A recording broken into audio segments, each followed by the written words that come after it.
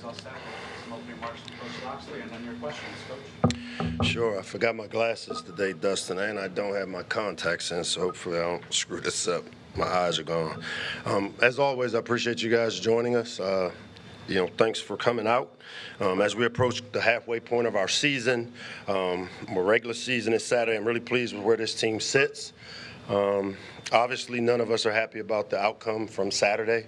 It's an adage where you got to play the game for 4 quarters, and we played it for 3. And as I dive into last week, it wasn't the first game that we didn't win the 4th quarter.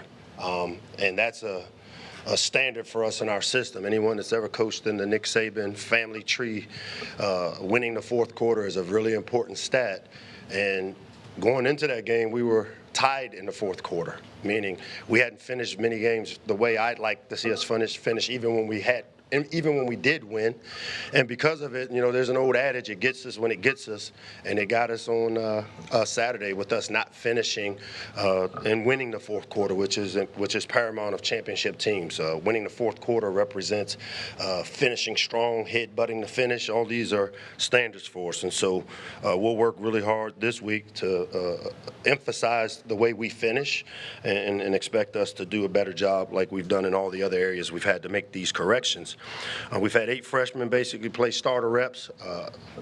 As they reach and get to this halfway point, we're no longer an inexperienced team. I can't stand up here and keep using the word inexperienced with some of these guys because they've played starter reps for almost a half a season. And so our expectation rises with them with each and every game. I expect us to use some of the frustration we have with the things that we can control that we didn't control. We'll get that corrected against a really good Nebraska team that I got a lot of respect for. You look at the job Matt Rule has done. He's flipped that roster, turned around their program, a lot more athletic team, a lot more length than they maybe have had there in the last couple of years. They got a big-time quarterback and do a really good job in all 3 phases. I've known Matt for a long time. Went to college with his first cousin, Craig Sponsky, who was a really close friend of mine, and I really have a lot of respect for Matt and the work that he's done as a coach. Our game captains this week will be A.J. Samansky, Daniel Wingate, and Jamari Glasker. And with that, I'll open up the questions. Mike, coming off of last Saturday's game, how do you walk the tightrope between using it as the best teaching tool without it being a haunting hangover for you guys this Saturday? Yeah, haunting hangover, I'll keep telling you guys, we'll be defined by what we do now. Like, once the game is over, we QC it, which quality control it. We figure out what we did well, what we didn't, and then we move to the next one. So last week's game should not and will not have any impact on this week's game and how we prepare because of the way we prepare. Nebraska leads the Big Ten in defending the pass. What kind of things do you see on the tape, and how is that going to present a challenge to you guys this Saturday? They also are probably a team that gives up a little bit of stuff in the run game. If that's the other side of it. They're great pass defense. When we study people, we try to figure out what they do well and what they don't do well.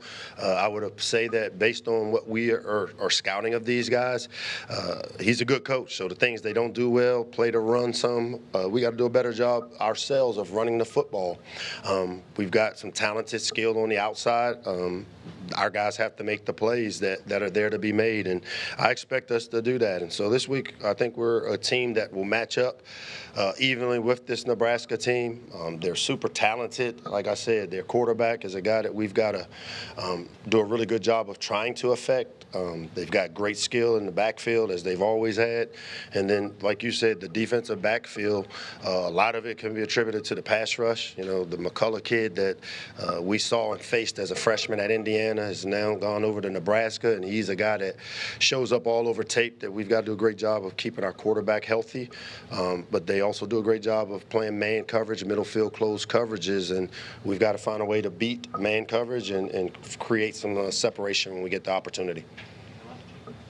And Mike, kind of what have you seen from the players the last couple of days to kind of give you confidence in knowing that they're motivated to regroup? And then how do you keep one loss from turning into a losing streak?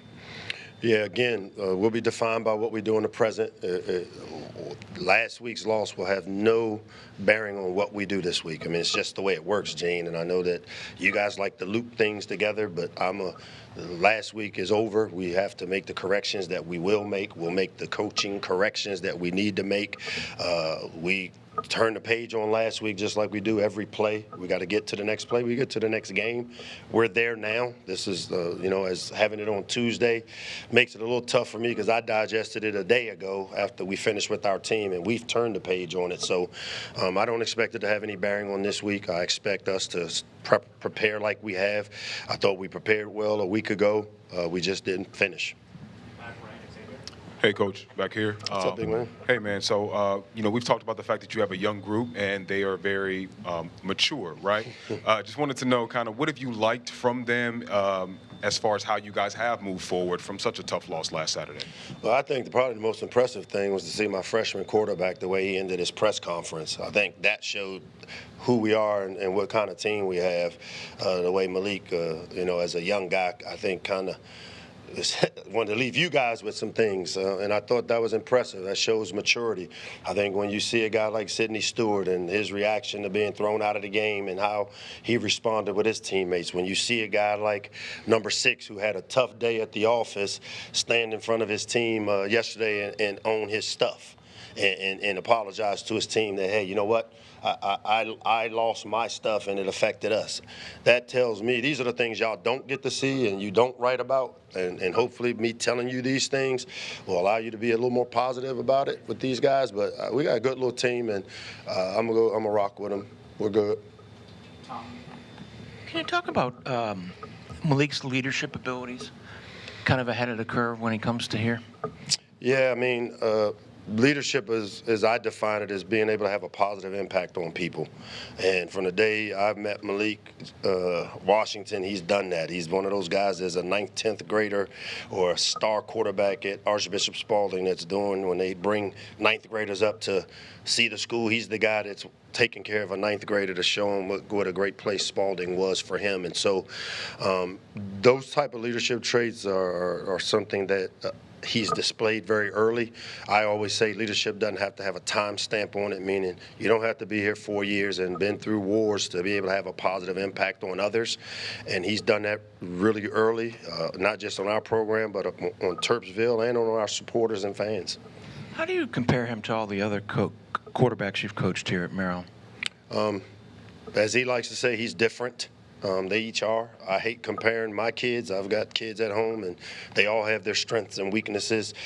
He's different, and they all are, just like all of our kids are. So talented, like some of the ones we've had here. I mean, we've got I think the all-time leading passer in the history of the Big Ten came out of this program. So he's different. If I were to just say what's the difference between them, he's a little different than the ones I've had. Hey, Coach. Just play calling wise, what is your philosophy to close out games and chew clock? Get first downs. That's my philosophy. We needed one more stop and one more drive, or one more score and one more stop. So my philosophy is to move the chains in 4-minute situations. Looking back at the tape, do you wish you had run the ball a little bit more in the second half? As I said before, my job is to try to move the chains, get first downs. We do everything we can to do that, whether it's running or throwing. Balance is having the ability to do both, and we didn't do it either very well during those points of the game. Hi, Coach. How you doing? D, what's up? How are you? You kind of answered my question, but I'm going to ask it anyway because I think it's important to highlight that a few of the guys have said that this year they feel close. They feel closer than before previous years, and they feel like a family. So what have you seen additionally than what you just mentioned that shows you that these guys are in it together and, are more of a family than before? Yeah, again, and every team, as you know, has its own personality, and with the landscape we're in, this is, you don't have the opportunity to have a 3-year, 4-year guy the way you used to. And so 64 new players coming together. Finally, I think Father's Day Sunday was when everybody that's on this team showed up. And, for us to expedite and help the relationship things mature, I've been really pleased with it. But it starts with winning each other's hearts and having a ton of respect for each other because of the amount of work that we put in, maybe contrary to what some of you guys think. I mean, these guys work hard. We work hard to prepare our players, and they work hard to prepare themselves for the opportunities they get. You only get 12 of them. We let one slip away, but this group has stayed together. I like so far how we've handled the adversity of a loss, our first loss here at home, and I expect us to respond the right way. Hey, Coach, wanted to ask you a little about Zahir Mathis and his recruitment. I talked with his coach, Devin Johnson. He mentioned you came up to Imhotep High School in Pennsylvania a few times. What were those experiences like? What were some of the conversations you had with him? We've had great success up at Imhotep, up in Philly, a great football program. It's given us guys like DJ Moore, who's come here and had great success and gone on to the next level. Zaire is no different in terms of what the impact he's been able to have. From day one, he was one of those guys that I thought showed tremendous amount of maturity. He committed early to another program in the Big Ten and kind of shut his recruiting down. And he's a byproduct of the relationship that Malik Washington had with him. And, we saw him early. We tried to recruit him. He made a decision to do something else. And then because of the Malik factor, during the Under Armour All-American game, Malik calls me and says, hey, Zaire Mathis wants to come visit. And I said, well, let's sign him up. He came to visit. We spent some really quality time, met grandmom, who is really important to him, and he made the decision to be a Terp. And it was probably one of the best things that happened to us in our program is having a kid like him, especially with the type of impact he's been able to have. So you would say a big factor was Malik Washington. I know they were friends. I would say a huge factor, for sure. And I think once he came here, Maryland sold itself. Hey, Coach. I just wanted to talk about on Saturday, too, having that sellout crowd on family weekend and just seeing the response from fans for a game like that. What was it like to bring that energy to? That was pretty cool. Yeah. I've been around here 17 football seasons. We did not get the corners completely filled up the way, I'd seen it before back in 2001. But to walk out and know that a team from 3,000 miles away, it wasn't their fans, because I've been in there when we've sold out, and it's been a more friendly for the visitors. And this is a byproduct of what this team has done. They've created enough interest from our local people to decide, hey, let's go check out what's going on over in Terpsville. And so kudos to our team for those guys putting themselves in that position to create an environment. Great job by our marketing people, our administrative, our staff, game operations people. But we're really proud of the way our fans showed up for us, and disappointed that we didn't allow ourselves to build on what we were able to create. But we're looking forward to getting back on the horse and going again this weekend. You mentioned, too, the role that the administration and Jim Smith have with the new incentives. When you do that Terp walk and you walk through Jones Hill House and see the Fan Fest and everything there, some of the new stuff, how exciting does it get you about the future of that recruitment for new fans? I mean, it's about the fans. I think Jim, his staff, Diana, Joe, those guys understand what it looks like, and it's easy to say win games and people come, but it's a lot more to it. I had lunch with Mark Cuban here at Jones Hill House a year ago, and he said winning doesn't bring fans, and it helps for sure, and it's my job to make sure we take care of that part of it. But to know that we're in partnership with people that understand it's more than just going on the field and winning, and that we've got to create an environment and an experience outside of just the game, and it's great to see all these things come to fruition, especially at this time as this team that's no longer inexperienced but just young at certain places continue to grow with some of these new traditions that we've started. Hey, Coach. What's up, man? Bit of a tone shift, but I want to ask you about a guy I can guarantee you've never been asked about, but is also your longest standing starter, Ethan Go. Can you talk about a bit the importance of having a steady long snapper like that? I mean, he hasn't missed a snap, and then also just him as a person.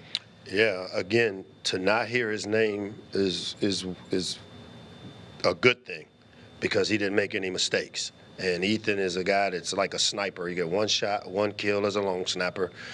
Sometimes they put people over his head. He's not the biggest, but I tell you what, he's really skilled at that, at long snapping and short snapping.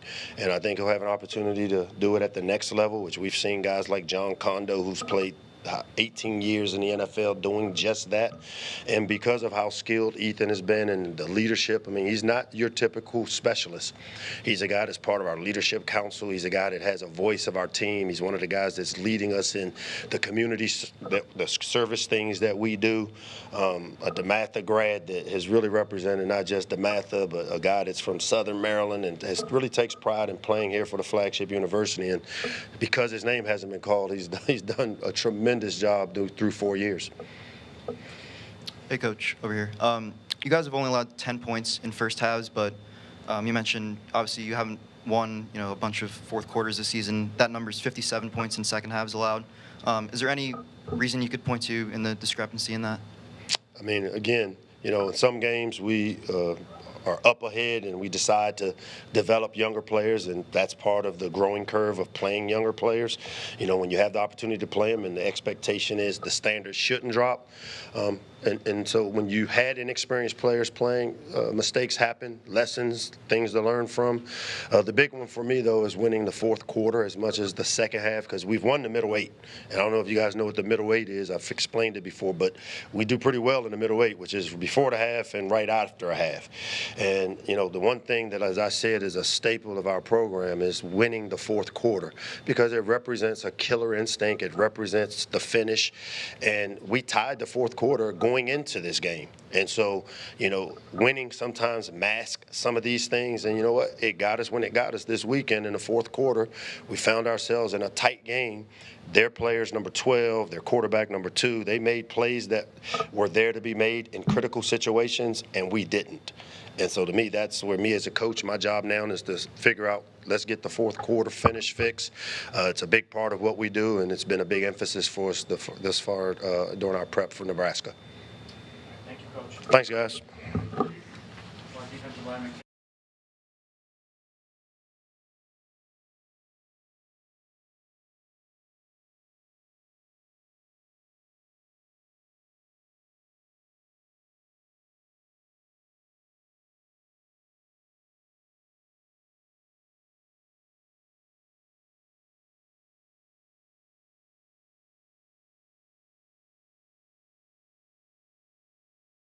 Ready for questions for Cam Rice. You guys raise your hand or raise your microphone. We'll start here with D on your left. Hi, Cam. How you doing? I'm good. How you doing? I'm well. I'm well. So, what did you learn about yourself and your team this week? Yeah, I think we just need to learn how to finish. I think that was the big takeaway from that game last week, and how we handle adversity in times like that. I think what I've seen, though, we're staying together, and we're all focused on, fixing the things we need to fix moving forward. Yeah, Coach was just talking to us about focusing on the fourth quarter. Kind of what does that mean to you, and how do you kind of take that in practice and apply it on the Saturday?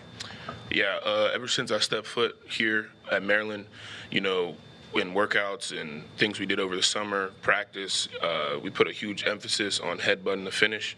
Whether that's a workout, a run, whatever we're doing, we got to headbutt the finish. So that's what we're really focusing on moving forward. And talking about the fourth quarter, that's when we really need to finish the best. Cam, you guys lead the Big Ten with 19 sacks so far this season as a unit. What have been what's been the recipe for the seeds of success for you guys this fall? Yeah, I mean, you got those young guys on the edge, Sidney Stewart, Zaire Mathis, and then you got us in the interior. I think we complement each other very well. We always try and push each other to be better, and it's really just a race to get in the backfield. For those who grew up watching college football, this is not our parents' Nebraska team where the dudes just ate corn and ran the ball 50 times. What have you seen on tape from this Cornhusker team? Yeah, they got a lot of pride in their quarterback. The offense kind of runs through him. So we need to, like you said, pass rush is going to be really important, affecting him, get him off his game, and stopping the run whenever they run the ball.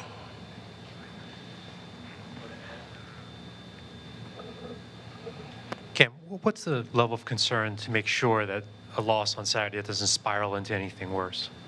Yeah, like I said, since Saturday, we've been in the building. We've watched the tape. We've been working out. We had practice yesterday. Everybody's coming together. Everybody's locked in. Everybody's focused. And, yeah, it hurt A lot of people are unhappy about it, so we're going to do everything we can to make sure that doesn't happen again. Can you afford to look back on that and think of that was kind of a missed opportunity for us? Yeah, but we're not going to dwell on it. We're moving on. We're looking at Nebraska now and ready to move forward. Hey Cam, just how much did losing Sydney at the end of the first half kind of hurt the D-line going forward the rest of that game? Yeah, losing anybody hurts, especially, we still had a whole half to play. Yeah, losing a guy like Sid, that's tough to replace. But just us as a defense, we got to step up and make up for that. You know what I mean? We can't hang our hats on that and, blame that situation for the loss. But, yeah. And then Coach post-game, he mentioned that he didn't think you guys maybe managed the success as well as you guys could have. How would you kind of define the way that you guys were measuring and managing your success early on in the season? Yeah, we were all pretty high on, being 4-0. There was a lot of buzz around here. We were all happy about it. But at the end of the day, you can lose any given Saturday. So we just got to stay focused on that and just always continue to keep getting better. Hey, Cam. Coach Locks mentioned that Dante Joyner yesterday stood up in front of the team and kind of apologized for the big mistake on Saturday. I'm just wondering, can you take us into that kind of conversation? And also, just what is the importance of a player kind of owning up to a mistake like that? Yeah, that's huge. And, Dante, I love that guy. He's a heck of a player. Step up in front of your team, that's never easy, owning up to a mistake that you might have made. But, yeah, us as a team, we don't look at him any differently because of what happened on Saturday. Still happy he's on our team. He's a heck of a player. But that means a lot coming from him, stepping up and saying that in front of the team. Hey, Cam. I think it kind of gets lost in the shuffle, but you guys limited Goldman to just 3.2 yards per carry last week. This was a guy who was coming in as one of the most explosive backs in the country. What are some lessons that you took away from that performance from your line, and how are you planning to use that going forward in such a run-heavy league? Yeah, our coaches preach to us every week. It's about stopping the run. If you could control that aspect of the game, it leads to better things, in the past, and then our pass rushers can go hunt. So, yeah, we knew he was a good back coming in. We knew what they wanted to do with him. We just tried our best to contain him and stop that run game early so we could get after the passer. Hey, Cam. You've played 3 schools, 3 conferences, 3 different levels of football. You're 2 games into playing. You've played 2 games in the Big Ten now. You've made big plays in both your first Big Ten games. As someone on that inside in a conference known for that physicality, what's different, and then how have you adapted and been able to produce? Yeah, the difference, I'd say, probably the size and, the skill level maybe. But like you said, you adapt to any environment that you're in for long enough. So, getting here, practicing with these guys, going up against our offensive line really prepared me to play in this league. Coach Locks always talks about, iron sharpens iron. And, when you go against this offensive line every single day, you're prepared for playing in this league. Hi, Cam. You mentioned talking about Nebraska's quarterback, Dylan Raiola. He's a little bit different than any of the other quarterbacks you faced thus far. Is there any sort of different philosophy you do when you face a quarterback that might be different than who you faced? Not really. The quarterback last week, he was more of a runner, so we had that to worry about, keeping him in the pocket and containing the run aspect of things. But, the ingredients are pretty much the same. Just play with high effort and get after the quarterback and affect his throws. All right, it's kind of like a 2-parter, but I wanted to ask, they talked about Sydney being out in that second half, but he was still was there talking to you guys. How was that? And then also being in that crowd, that sold-out crowd, how did that feel as well? Yeah, the environment was amazing. It's awesome playing like that. I remember I was joking with Ian Thomas, the other defensive tackle we have. I was like, man, you could barely hear out there on third down. It was loud. But, you love that. You love that environment. It makes it tough for the opponents. And, yeah, about Sid, whenever the second half came around, he was such a great leader on that sideline, encouraging guys. I know I came off the field a couple times, and he was telling me, yo, you did really good at this. Watch for this type of stuff. So yeah, it's great having him on the team. I love playing with him. Thank you, Cam. I appreciate the time. Thank you, guys. Well, Isaiah right here momentarily is walking over.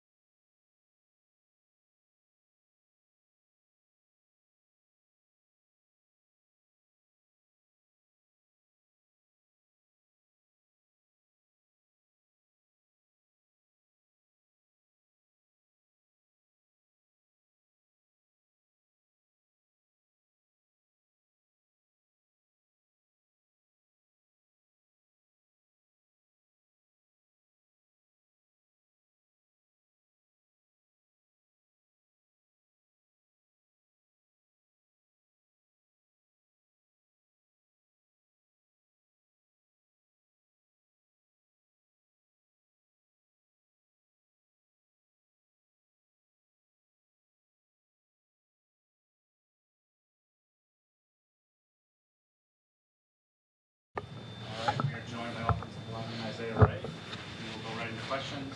Hand raise, we'll get a microphone to you. Questions for Isaiah.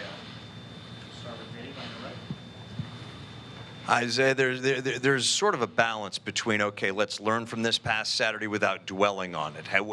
As a player, and this isn't the first time that you guys have suffered setbacks, how do you handle something that happened last Saturday moving forward? Well, it was extremely disappointing, not playing to our standard, but I think it's with the perspective that you have, you could walk out of it with a lot of lessons. And Coach Locks talks a lot about friction and how we witnessed some adversity and some friction last Saturday. But when you're working on the sword, that friction kind of refines it and perfects it. So with the approach this week, we're just gonna use every lesson that we could gain from the last game and just try and become a better team. Coach also mentioned their pass rush. Nebraska leads the Big Ten in fewest yards allowed against the pass. What kind of things do they do to make things difficult for offenses like yourselves? I think, just a real athletic team. You know what I'm saying? Just they have a great team. You could tell that their program and they have a lot of disciplined guys. So I think we just got to stick to our game plan and stick to our standard and the way we approach practice every day. And I think we're gonna be fine. How you doing? So you guys had a huge 16-play drive in that game. How is it having a big drive, long drive like that in such a full house? I know sometimes it can get a little louder because everyone's excited about the passes. But how do you guys prepare for that? And then even though you guys didn't come in with the win, how do you take that tape from that 16-play drive and make it even better? Mm-hmm. Well, I think it starts with practice. So the way we practice is we get a lot of reps during practice, and so I think it carries over to the game. And Coach wants it to be harder during practice than in the game, and I think it showed up last Saturday. That 16-play drive, it's a long drive, of course, but when you're on the field, you don't really notice the crowd or the outside noise. You're really just playing with your brothers and your teammates and just trying to make sure that the next play is the best play. So yeah. As a little bit of a delayed gratification with the transfer, obviously having gotten injured last year, what has it meant to you to be able to step out in the crowd this season, be able to represent a packed house like there was last week for this team? It's an incredible blessing, just to, get the opportunity to play the sport in the first place, and the opportunity to play at such a great university in Maryland. It's a huge blessing, and I don't take it for granted. And every day I get to go out in the stadium, I kind of, I touch the turtle before I go out there, and it's a real emotional moment for me before the game. So it's awesome. What do you think the biggest challenge has been as a lineman in this conference, and how have you sort of relished getting to take it on? I think the biggest challenge as an offensive lineman in this conference, just just trying to progress and become the best I can be, you know what I'm saying, and just reaching the perfect player, which is impossible. But I think, you know, as the season goes on and, you know, working with your coaches and your teammates, all those things that you want out of yourself and as a group ends up happening, you know, as the season goes on. So, yep. Hey, Isaiah, I wanted to ask you about Malik Washington. You know, through 5 games, freshman, how would you kind of assess his play, and what has he meant to you guys? Yeah, Malik, I mean, you watch the games, you know what I'm saying? Since the day he came up and stepped in the doors at Maryland, he's kind of just always been a professional, a grown adult, you know what I'm saying? And just has so much passion when he plays and when he's working out and when he's in the meeting rooms. You know, it's obviously a huge transition coming from high school to being in the offense like the offense that we have here. And he took it by storm, and he's doing a great job, and I'm really proud of him. What's impressed you most about kind of his progression on the field? I would say that his poise. You know, he doesn't seem like a nervous guy at all. He shows up, and you know he's comfortable. You know what I'm saying? And he approaches the game like it is, and, you know, a game. You know what I'm saying? Just like playing football. You know, with like your childhood friends. You know what I'm saying? So, yeah, just his poise and his way to control himself on and off the field is really impressive.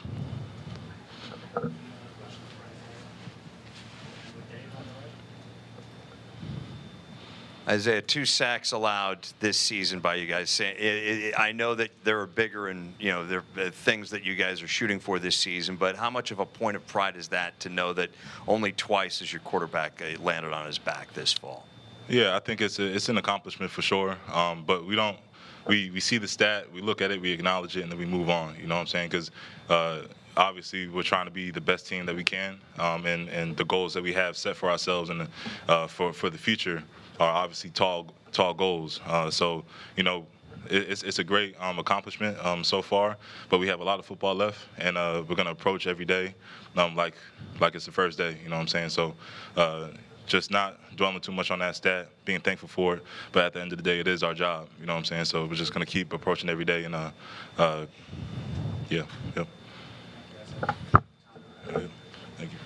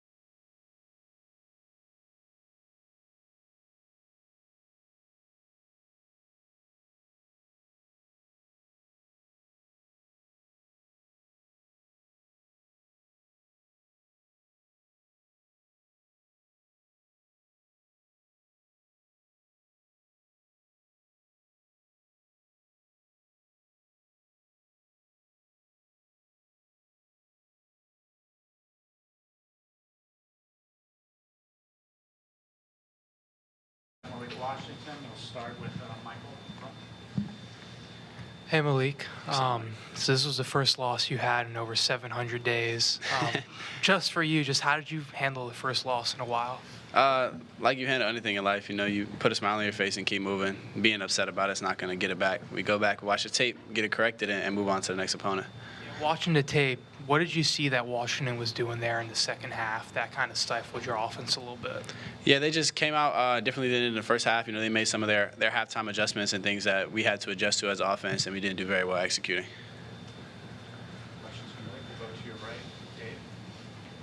Malik, Nebraska leads the Big Ten in pass defense, not just in yardage allowed, fewest yards allowed, but in passing defense efficiency. From what you've seen, what kind of things do they do to make life difficult for guys like you? I think it's their front. Their front gets after the quarterback a decent amount, and I think that makes it harder for teams to pass on them. So, you know, as long as we hold up in protection, our receivers will get downfield and make plays.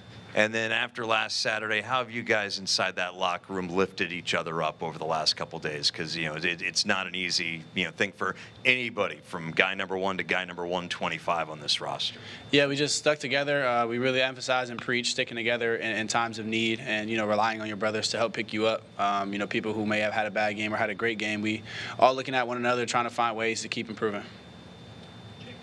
Hey, Malik, I wanted to ask you a little about Zahir Mathis's recruitment. Locksley just said, you were huge in it. I know Zahir's high school coach said you were a big factor. Just how did you help recruit him? What was that kind of like? Yeah, so me and Zah played youth ball together, actually, for Maryland Heat. And then, we played against each other twice in high school. I think it was sophomore and junior year. And then senior year, we were down at the UA All-American game. We were sitting on the bus, traveling, and I know him already, so we're, having conversations. He had just recently decommitted. So then we were just talking about, has he ever thought about Maryland? He was like, I wouldn't be opposed to it. So then I got him on the phone with some coaches, and we started talking from there, and now he's here making plays. What were some of the things you told him about why Maryland? Just the family environment, really. Zah's really big on family, just like I am, and, a place that feels like home with people that can relate to you and understand where you come from.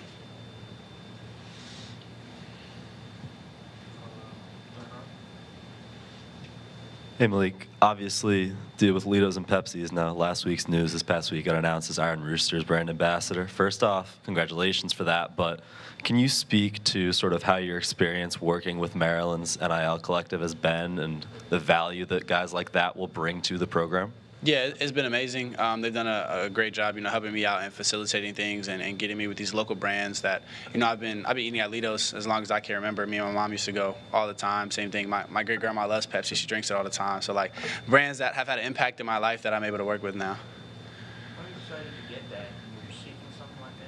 It came about, really. Right now I'm just focused on the season and trying to win games. So when things like that come about, we take them at face value and see, what we can do with it with the time that I have free, and we go from there.